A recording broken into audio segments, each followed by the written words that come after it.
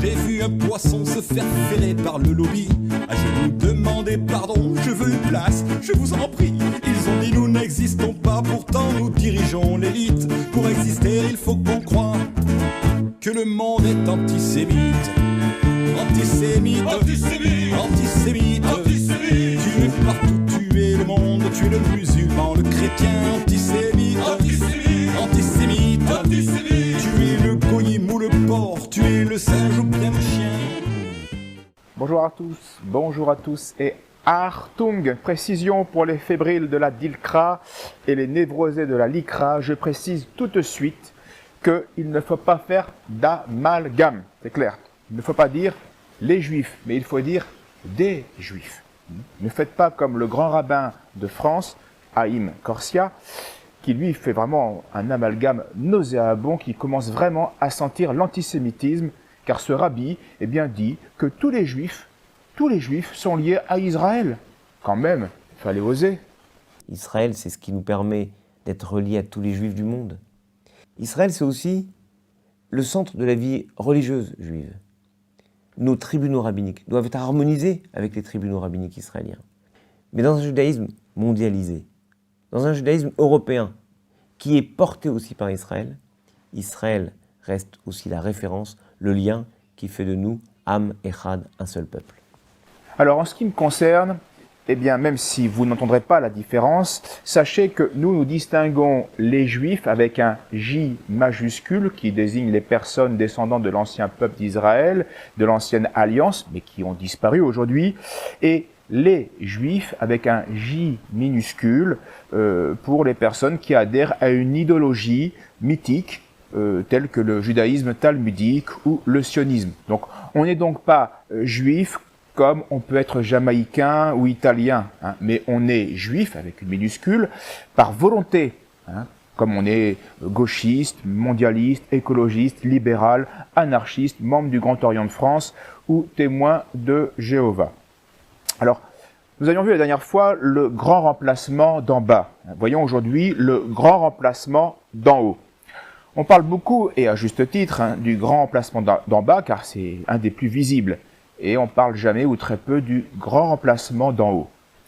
L'immigration, l'islamisation se fait par le phénomène du bas, et ce remplacement d'en bas n'a été possible que par un grand remplacement d'en haut qui a été fait par le passé. Le 24 octobre 2018, sur BFM TV, la chaîne de l'Israélien Drahi, les débatteurs sont Zemmour et Patrick Veil, et celle qui arbitre ce théâtre, c'est Nathalie Lévy. Attends, c'est pas fini. Les sujets, c'est l'immigration, l'islam, guerre de civilisation et la théorie du grand remplacement. T'entends ça, toi ?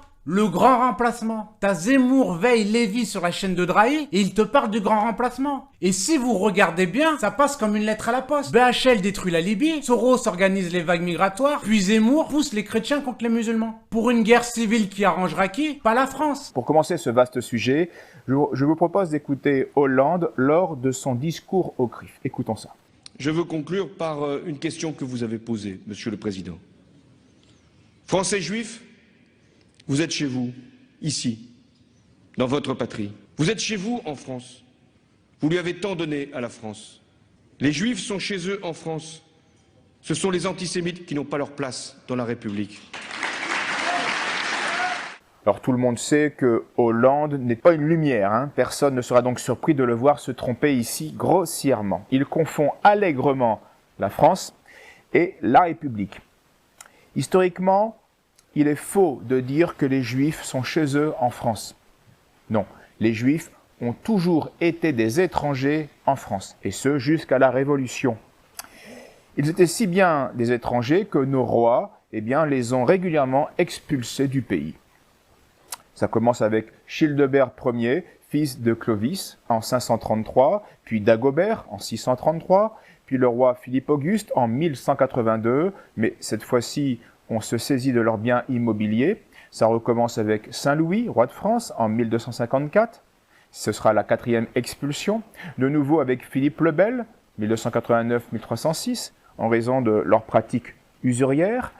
Ça continue avec Charles IV en 1322, puis avec Charles VI en 1394, c'est la 7e expulsion. Le roi leur donne 45 jours aux Juifs, donc, pour quitter les lieux, la France, et avoir vendu tous leurs biens. Après, ils iront en prison. En 1491, c'est Charles VIII qui les expulse de la Provence, et la dernière grande expulsion se fera par Louis XIII en 1615. Rajoutons aussi celle de 1683 ordonnée par Louis XIV, expulsion des Juifs de toutes les colonies françaises, Antilles et Louisiane, en raison de leur rôle important dans le trafic d'esclaves. Donc, la France a toujours considéré les Juifs comme des étrangers, d'ailleurs parfois aussi comme des étrangers qui devaient partir, parce qu'on leur reprochait de la malfaisance. Mais si les Juifs n'ont jamais été chez eux en France, il est par contre vrai de dire que les Juifs ont toujours été chez eux en République, car c'est la Révolution qui a donné la citoyenneté française aux Juifs. Pierre Hillard et Hervé Ryssen ont développé cela dans leurs écrits. Après bien des débats et des oppositions d'ailleurs, finalement la Révolution, à travers l'Assemblée constituante, le 27 septembre 1791, va donner la citoyenneté active avec éligibilité, s'il vous plaît, pour tous les Juifs. Voilà pourquoi M. Cahen, un intellectuel juif, est bien confié « Le Messie est venu pour nous, Juifs ». Le 28 février 1790, avec les droits de l'homme. Voilà. Les Juifs renaissent grâce aux droits de l'homme.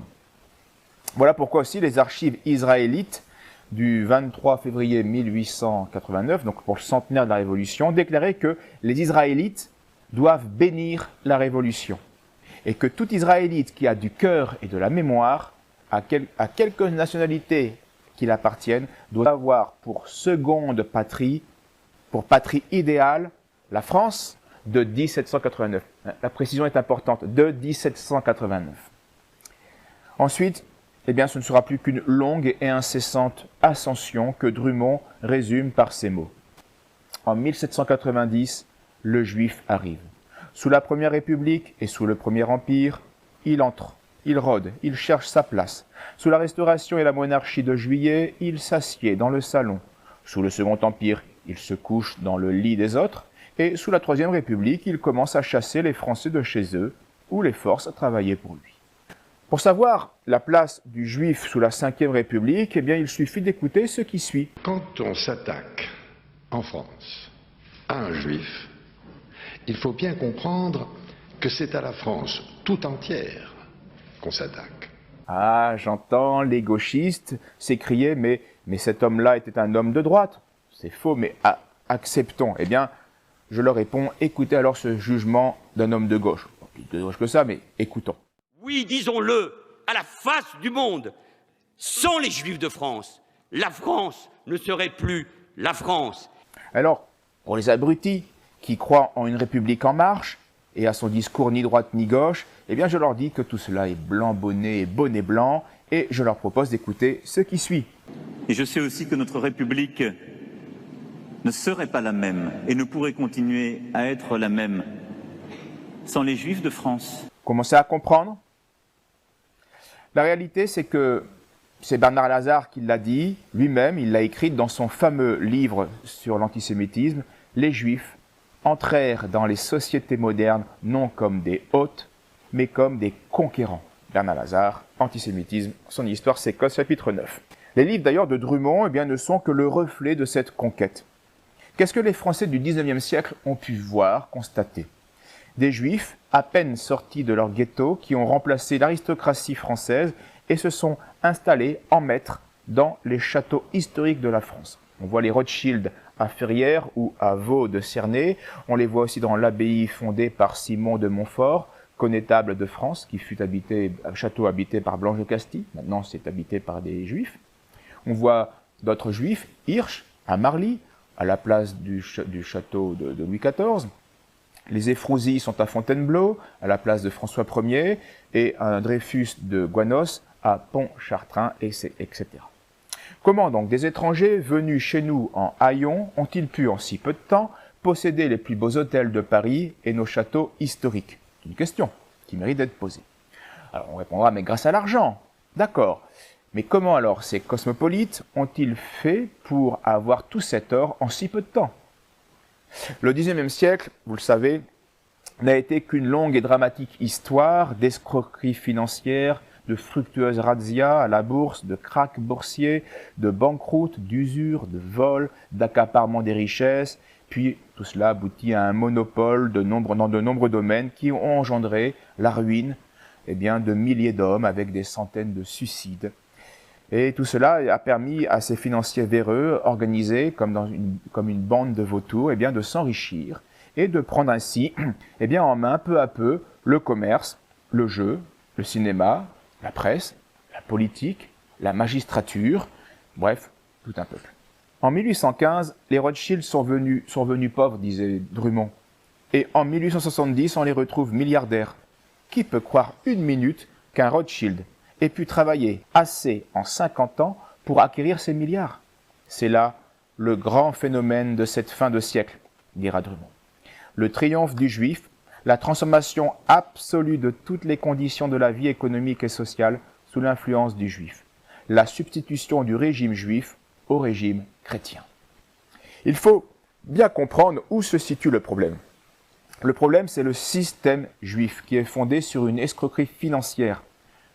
Quand on énonce ce système juif, on vous accuse d'en vouloir aux juifs. C'est idiot, on déplace le problème. Ce n'est pas honnête, mais c'est classique en polémique. Quand on est gêné pour répondre à ce que dit un adversaire, on répond à ce qu'il ne dit pas. Et en passant, on l'accuse de tous les maux. La vérité est qu'à toutes les époques, on a laissé les Juifs tranquilles dans leur synagogue, mais c'est un autre fait, qu'on leur faisait aussi des reproches sur la question économique et sociale, et en particulier. On leur reprochait de monopoliser le commerce et d'accaparer des produits. Par exemple, M. Rigord, un historien de l'époque de Philippe Auguste, un des rois de France qui a chassé les Juifs, disait que les Juifs avaient tout conquis par la fraude et l'usure, presque la moitié de Paris conquis ainsi par fraude et usure. L'expression qu'il utilise était, il cite des chroniques de l'époque, Fere mediantem totius civitatis sibi vindicaverunt, d'où leur expulsion. Pourquoi parler de système juif pour désigner notre système financier actuel? Pourquoi ne pas parler de capitalisme, ou d'exploitation financière, ou d'oppression de l'homme par l'argent? Pourquoi parler de système juif? N'est-ce pas là une appellation gratuite et malveillante? Nenni. Assurément non. Il y a un lien essentiel entre usure, qui est à la racine de notre système financier, et la culture juive.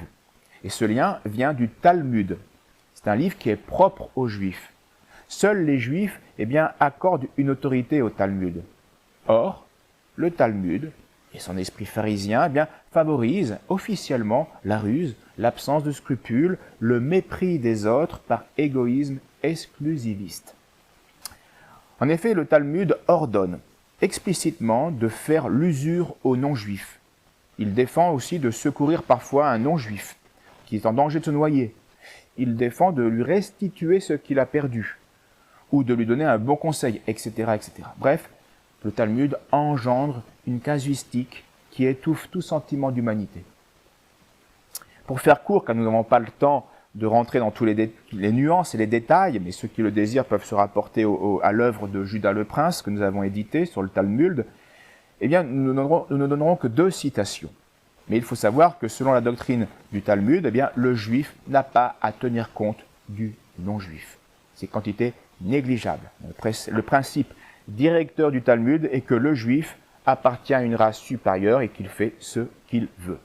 Écoutons pour Moïse Maïmonide, une grande référence chez les Juifs, ce qu'il dit. C'est un commandement positif que de prêter un intérêt à un gentil, donc à un non-juif.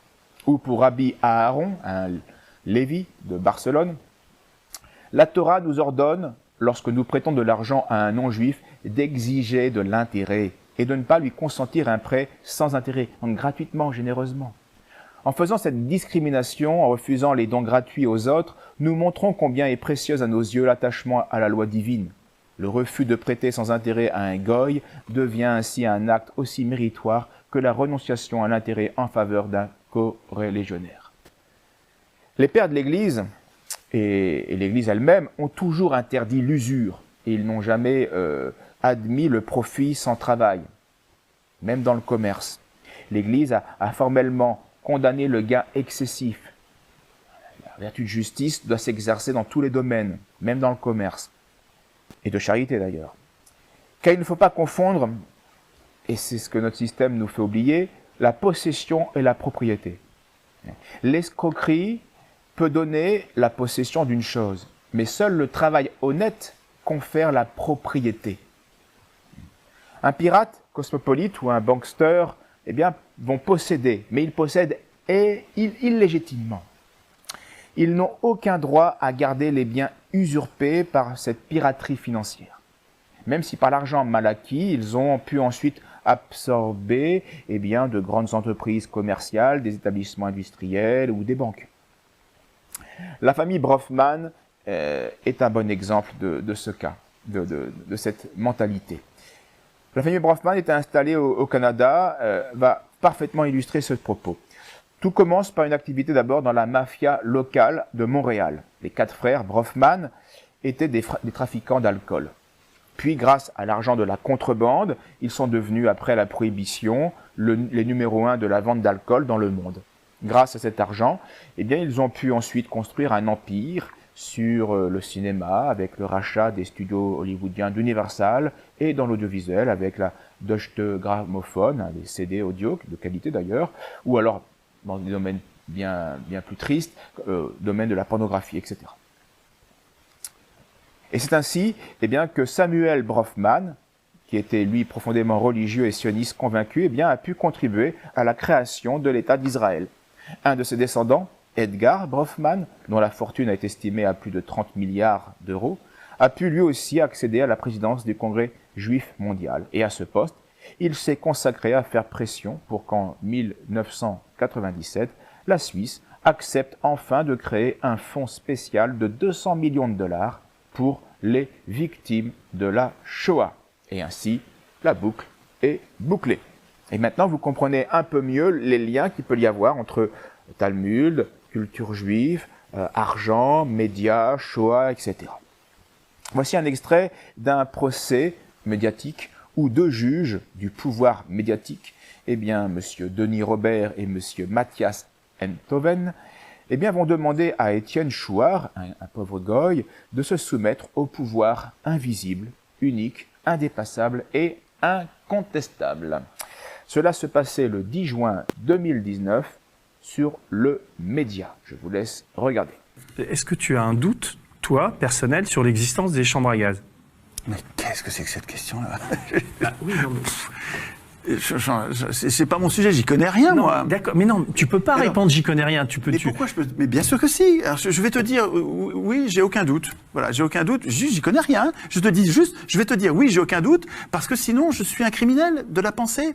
Il y a un truc déconnant là, tu vois. Je trouve ça dingue que tu dises que tu ne sais pas et que tu t'as pas pris le temps de te renseigner sur ces questions-là. Il faut que tu sois d'une grande intransigeance et d'une grande clarté. Alors que je dise quoi? Que je dise les chambres à gaz ont existé de façon tranchée, non ambiguë. Non mais juste, je peux le dire si vous voulez. Mais rendez-vous compte du truc. Pourquoi est-ce qu'il faut discréditer les gens, tu vois, sans avoir à produire la démonstration?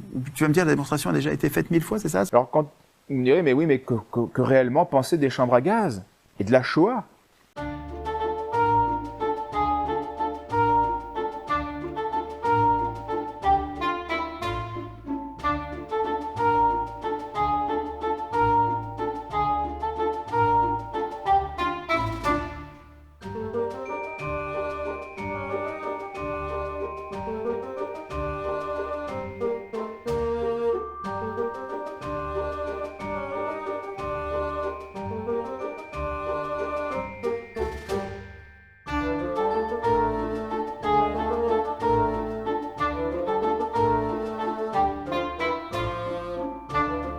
Si vous voulez mieux comprendre eh bien, tout cela et mieux voir le contexte sur le long terme, car c'est ça qui éclaire toute la question, eh bien, je vous renvoie à mon livre sur la question juive, justement.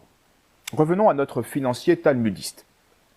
Quand il a envie de faire un mauvais coup, eh bien, il n'interroge pas sa conscience. Il ne se demande pas si cela va être injuste, si cela va eh bien, déranger les conditions d'existence des autres, si cela peut causer des ruines, des suicides. Non, le talmudiste fait son coup, sans scrupule. Un journaliste avait demandé au président du Congrès juif mondial, ce milliardaire, Edgar Bronfman, qu'est-ce qu'il pensait être la plus grande invention de l'humanité. Et Bronfman avait répondu sans hésiter, le prêt à intérêt. Le prêt à intérêt. La dette, ce qui va endetter les gens, donc les ruiner et donc nous permettre de les posséder. Et il avait bien raison, car il n'y a pas d'arme plus efficace pour conquérir le monde et le réduire en esclavage. Le meilleur des gangsters, c'est le bankster. C'est le banquier sans scrupules, usurier. La spéculation en bourse, le jeu monétaire rapporte bien plus que le casino, la drogue, la contrebande, la prostitution. Tout ça, c'est la petite mafia. Aujourd'hui, personne n'ignore la voracité des banques.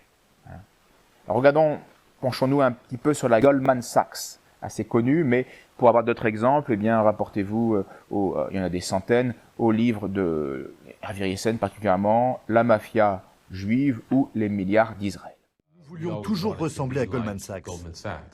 C'était littéralement la référence absolue de la profession. Ils donnaient l'impression d'être les meilleurs. Leurs salariés étaient les mieux payés.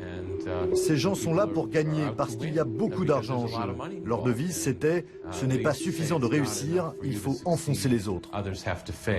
Fabrice Tour est aujourd'hui le seul employé de Goldman Sachs poursuivi en justice. Il attend toujours son procès.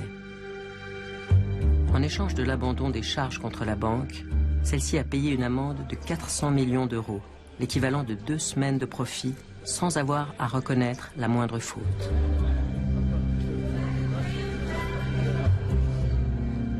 Cette année-là, après avoir spéculé contre les subprimes et contre ses propres clients, Goldman engrange 13 milliards d'euros de bénéfices.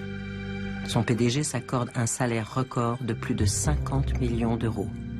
Entre eux, les dirigeants de la banque ont baptisé cette opération The Big Short, le casse du siècle.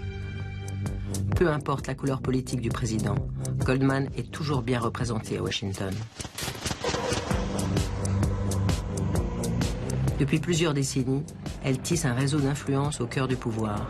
Ministères, congrès, agences fédérales, aucune institution ne lui échappe. Goldman est décrite par ses détracteurs comme une pieuvre. Goldman gagnera 600 millions d'euros avec cette opération. Les Grecs, eux, vont boire le calice jusqu'à la ligne. Le pays doit rembourser 400 millions d'euros par an jusqu'en 2037. Complimenti, arrivederla, governatore.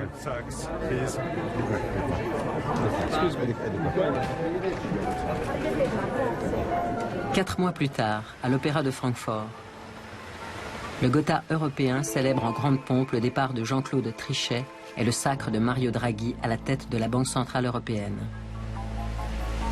Goldman Sachs a gagné, encore une fois.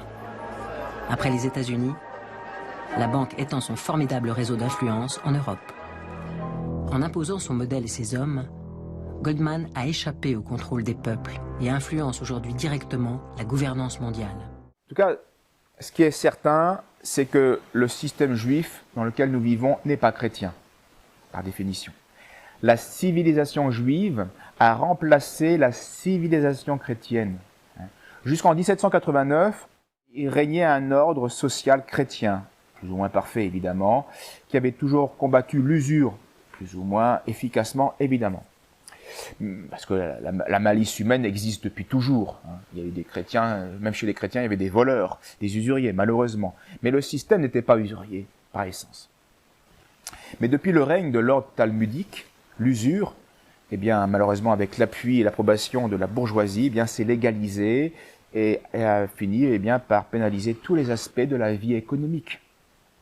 Alors, quels sont les remèdes? Quelles seraient les solutions?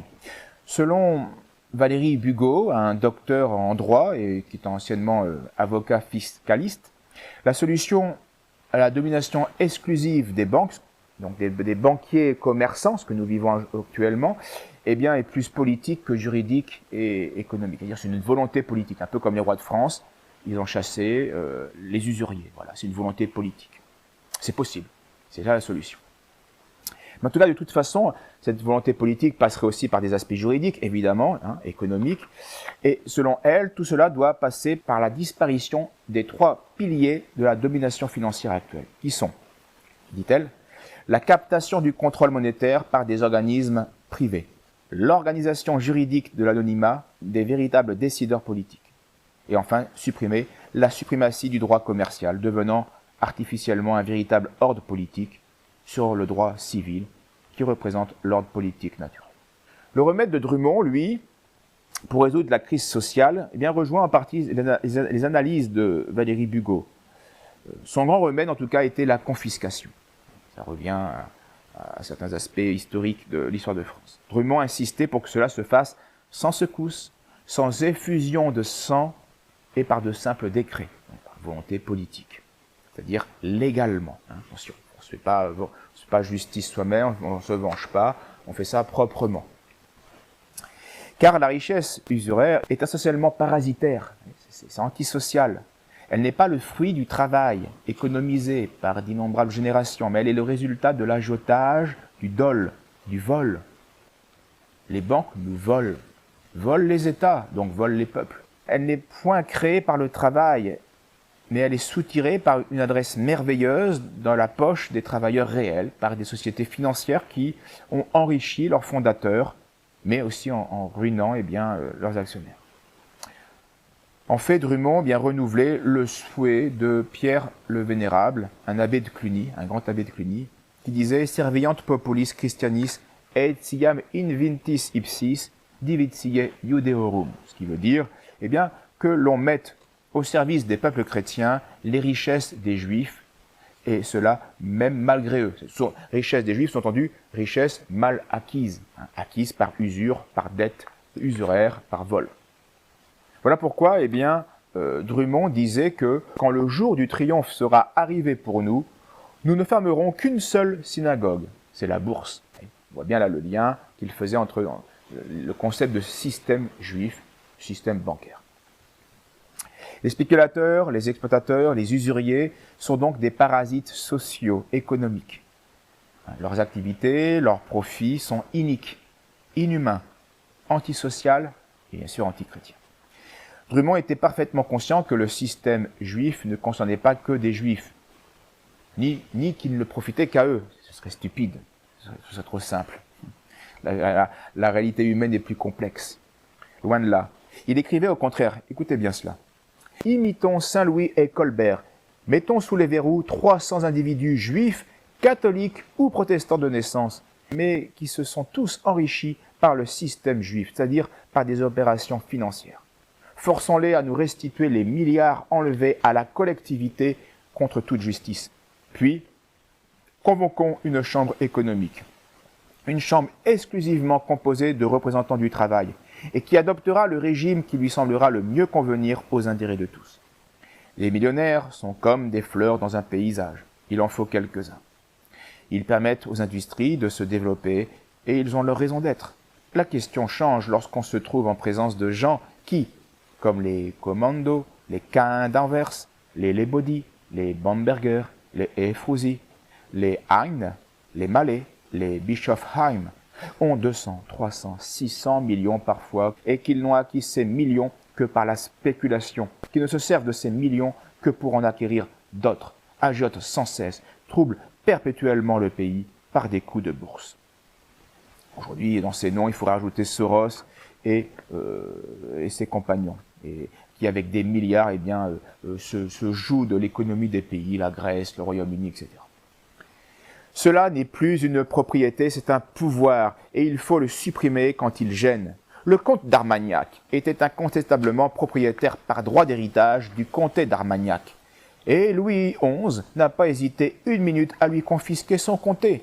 Louis XI n'admettrait pas plus que les Rothschild et trop de milliards qu'il n'admettait qu'un seigneur féodal eût trop d'hommes d'armes chez lui. Et en ceci, il raisonnerait parfaitement juste, car le pouvoir d'un financier qui a 3 milliards est autrement redoutable que ne serait le pouvoir d'un seigneur qui aurait 5 ou 600 hommes d'armes dans son hôtel. C'est lumineux, c'est lumineux. Et remarquez que Dieu connaissait la cupidité des hommes. il avait ordonné à Moïse d'obliger les Juifs à remettre toutes les dettes de leurs frères tous les 50 ans. Cela s'appelait le jubilé. Donc tous les 50 ans, selon l'ancienne loi divine, on annulait toutes les dettes. Vous comprenez maintenant l'imposture du Talmud qui contredit ce système mosaïque. La loi de Dieu était pour le bien de l'humanité, tandis que la loi talmudique est pour le bien de quelques orgueilleux vaniteux et ambitieux. Le système juif, comprenez le système talmudique, eh bien dans lequel nous vivons est contre nature. Et comme disait Drummond, il est absolument insensé de supposer que la France, qui avec la dette de Paris, la dette des communes, la dette des départements, a une dette totale de 38 milliards, il parlait il y a 150 ans, s'amusera, lorsque toutes ses ressources seront taries, à emprunter toujours pour permettre à Rothschild de gagner des millions en une journée, rien qu'en laissant une somme sortir de chez lui quelques heures pour y rentrer doublée le lendemain. C'est en effet absolument insensé. Étienne Chouard le disait, si on comprenait comment marche le système, si les gens comprenaient, il y aurait une révolution demain. Demain, tout le monde serait dans la rue. Mais les gens ne comprennent pas, parce que les médias sont là et veillent à ne pas leur faire comprendre ce qui se passe. Mais c'est exactement ce qu'il vient de nous dire. Ça n'a pas changé depuis 150 ans. Quelques millions virtuels sont transmis et des centaines de millions reviennent le lendemain grâce aux intérêts, grâce à la dette. Ça n'a pas de sens, c'est insensé, mais c'est ce qui se passe. Alors merci au Rothschild, merci à Pompidou, merci à Macron, car c'est grâce à ces hommes-là que ce système peut vivre. C'est donc un secret pour personne, Macron n'est qu'un employé de banque. C'est un fonctionnaire, il est au service de ses maîtres. Et comme souvent, eh bien, une image est plus utile qu'un long discours pour le comprendre. Regardez bien et attentivement ce qui suit. Vous êtes en train de voir le président du CRIF avec Monsieur Macron après son discours au CRIF. Le maître est content de son serviteur. Il est fou de joie et il fête sa victoire. Mais par amour-propre, le serviteur qui s'est bien couché, qui a bien trahi le peuple français, ne veut pas avoir l'air de la marionnette qu'il est. Alors sa petite fierté lui fait vouloir un peu de retenue. L'esclave voudrait au moins sauver les apparences d'être le maître de son discours. Mais le vrai maître, avide de pouvoir sans limite, ne l'entend pas ainsi. Il ne supporte pas la moindre velléité d'indépendance de son serviteur. Alors il le serre fortement au poignet et il dirige ses moindres mouvements. Et l'homme soumis cède, sentant que toute résistance est vaine, pathétique. Comme disait Mitterrand, la haine dirige la France. Qu'a dit Macron juste avant cet événement? Qu'a dit Macron pendant son discours au CRIF 2019? Eh bien, je vais vous épargner les 35 minutes de ce mauvais théâtre, mais écoutez le résumé qui suit. Avec émotion, Claude Lanzmann, ce qu'il offrit au monde avec son monument Shoah, cette œuvre immortelle de Marceline Loridan et son inlassable action pour transmettre la mémoire du génocide et de son insolence. Simone Veil, qui puisa dans l'indicible horreur des camps le rôle de René Cassin dans la rédaction de la Déclaration des droits de l'homme, cette grammaire commune des nations, cette part juive de l'âme française et la quasi-totalité des démocraties occidentales est confrontée à une résurgence de l'antisémitisme sans doute inédite depuis la Seconde Guerre mondiale, mais bien ceux des martyrs récemment assassinés parce qu'ils étaient juifs. Il serait faux de dire que nous n'avons rien fait, mais nous n'avons pas su agir efficacement. C'est vrai. Le temps est donc venu des actes tranchants. D'abord, nommer le mal. Qui ne voit que l'antisémitisme se cache de plus en plus sous le masque de l'antisionisme?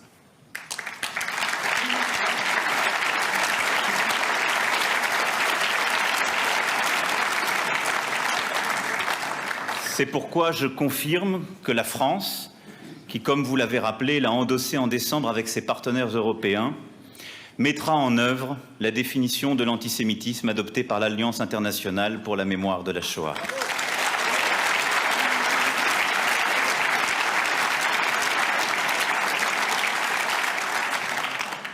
la haine du juif la plus primaire.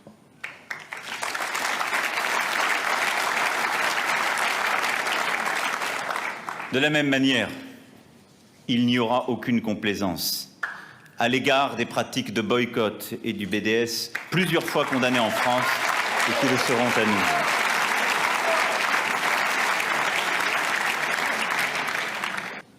Ce poison lent qui conduit près de 2 Français sur 5, s'informant principalement via les réseaux sociaux, à croire en un complot sioniste mondial. Celui-ci aussi, nous devons le combattre avec force et clarté.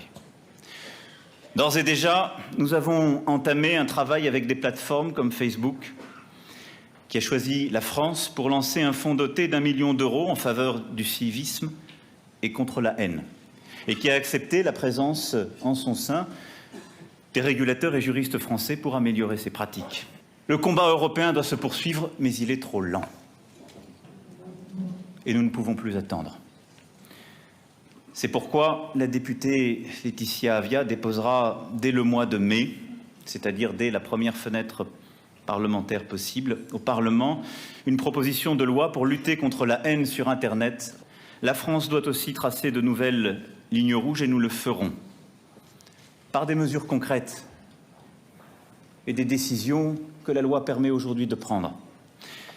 C'est pourquoi j'ai aussi demandé au ministre de l'Intérieur d'engager des procédures visant à dissoudre des associations ou groupements qui, par leur comportement, nourrissent la haine, promeuvent la discrimination ou appellent à l'action violente. Bastion social, Blood and Honor Hexagone et Combat 18 pour commencer. Nos instituteurs, nos professeurs font preuve d'un engagement exemplaire pour enseigner la mémoire de l'Holocauste et sont relayés admirablement par des institutions comme la Fondation pour la mémoire de la Shoah ou le Mémorial de la Shoah. Ces instituteurs, ces professeurs sont encore trop souvent livrés à eux-mêmes, en particulier quand dans ces quartiers gangrénés par l'islamisme radical, évoquer la Shoah, la situation au Proche-Orient est parfois devenue impossible. Ces instituteurs, ces professeurs trouveront toujours la République à leur côté. Au niveau national, une équipe de réaction a été mise en place qui leur apporte une solution en 24 heures dès qu'une difficulté se fait jour. Mes chers amis, ce sont pour les actes. Et il faudra en rendre compte, et j'en rendrai compte. C'est pour ça que ce soir, je voulais être devant vous. Parce que l'antisémitisme n'est pas le problème des Juifs. C'est le problème de la République.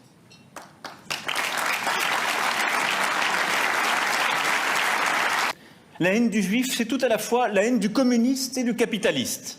Je ne reprendrai pas ici le cortège des grandes figures qui ont fait notre pays, de Rachy jusqu'à Bergson, Proust, de Simone Veil à Robert Badinter. Mais ce qu'ignorent encore trop de nos concitoyens dans notre pays, c'est que depuis des siècles et des siècles,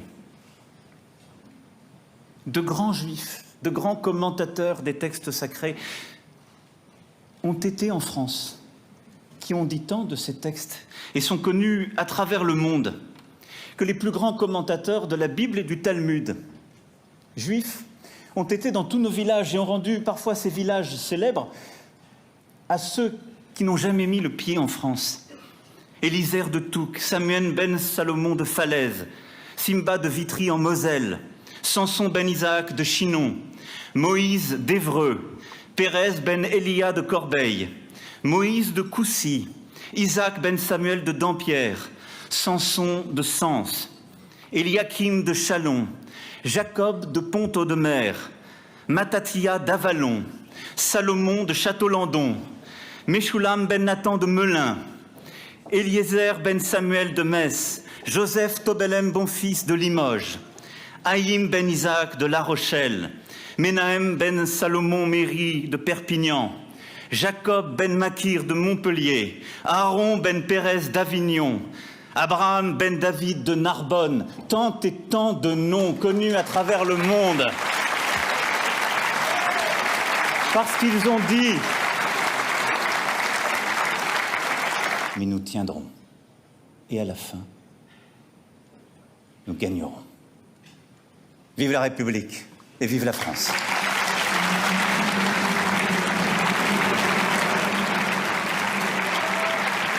Macron se veut donc vigilant et actif car il sait que l'antisémitisme sévit partout en France et sévit même au plus haut niveau de l'État républicain. Oui, même là, il y a de l'antisémitisme.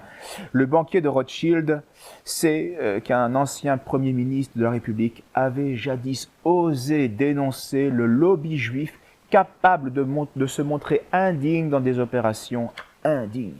Écoutons les propos antisémites nauséabonds du Premier ministre Raymond Barre. Je tiens à vous dire que sur cette affaire, je considère que le lobby juif, pas seulement en ce qui me concerne, est capable de monter des opérations qui sont indignes. Et je tiens à le dire publiquement. Il y a eu même pire. Un ancien président de la République, s'il vous plaît, avait mis en garde les Français contre ces gens. Il disait des gens qui entretiennent la haine. Alors écoutons les propos de cet ancien pétainiste, de M. Mitterrand, qui s'opposait avec une grande violence, une grande indépendance d'esprit, aux propos doucereux et raisonnables du journaliste juif qui l'interrogeait. On voit bien que d'ici au mois de juillet, on va encore vous redemander que la France présente des excuses pour ce qui s'est passé à Vichy. Votre position est toujours la même. Ils attendront longtemps, ils n'en auront pas. La France n'a pas d'excuses à donner, ni la République. À aucun moment je ne l'accepterai. Je considère que c'est une demande excessive de gens qui ne sentent pas profondément ce que c'est que d'être français, l'honneur d'être français et l'honneur de l'histoire de France. Et vous recommanderiez à vos successeurs, s'ils sont de droite, d'adopter la même attitude? Ils feront ce qu'ils veulent, mais bien sûr. Pas de recommandation à faire. Non, mais parce que la pression va se faire également sur eux. Dans 100 ans, peut-être aussi encore. Ouais. Qu'est-ce que ça veut dire? C'est l'entretien de la haine. Et ce n'est pas la haine qui doit gouverner la France. Mais que l'on se rassure, la République a depuis bien rectifié le tir. Elle a maintenant bien obtempéré aux ordres et désormais, c'est enfin la haine tranquille qui gouverne la France. On se sent mieux en France. Depuis que la haine nous dirige, on vit mieux en France, c'est évident. Madame, Monsieur, bonsoir. Pour la première fois, un président français, en l'occurrence Jacques Chirac, a admis la responsabilité de l'État français dans la déportation et l'extermination de Juifs durant la Seconde Guerre mondiale. La vérité, c'est que le crime fut commis en France, par la France. Le grand mérite du président Jacques Chirac est d'avoir reconnu ici même, le 16 juillet 1995, cette vérité. La République pourchassera avec la plus grande détermination tous les actes, tous les propos antisémites. Je pense tout de même que la République peut faire mieux, et doit faire mieux. D'ailleurs, des députés s'y attellent. Elle doit aller plus loin dans la répression. Elle devrait faire comme la révolution communiste. Dès que les judéo-bolcheviks prirent le pouvoir en 1917, ils décrétèrent immédiatement la peine de mort. Ah, enfin, la peine de mort pour tous les antisémites. Voilà ce à quoi il faudrait arriver. Et c'était là une mesure bien talmudique. Certes, elle a coûté la vie de 80 millions de personnes, mais que voulez-vous? Il fallait en passer par là pour la paix, pour la tolérance, pour le bonheur, pour l'épanouissement. Alors pour conclure, que faut-il retenir de tout ce que nous avons pu dire? Ceci tout simplement. Entre les Juifs et la République, c'est une longue et une belle, une intense histoire d'amour, un amour si fou, que vous en aurez le tournis. C'est ainsi. Mais nous le saisirons encore un peu mieux lors de notre troisième partie sur la France maçonnique. À bientôt et que la roue tourne. Merci.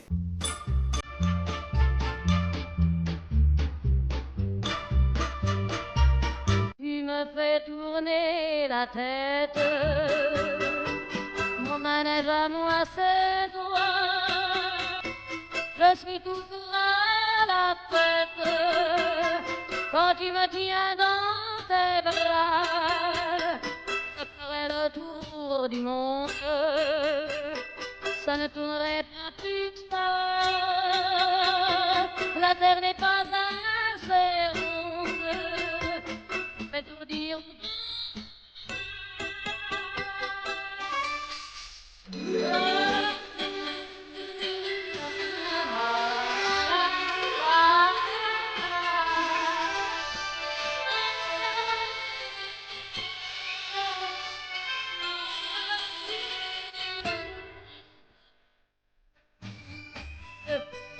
ça ne tournerait pas plus que ça. La terre n'est pas assez ronde, on manège à moi, c'est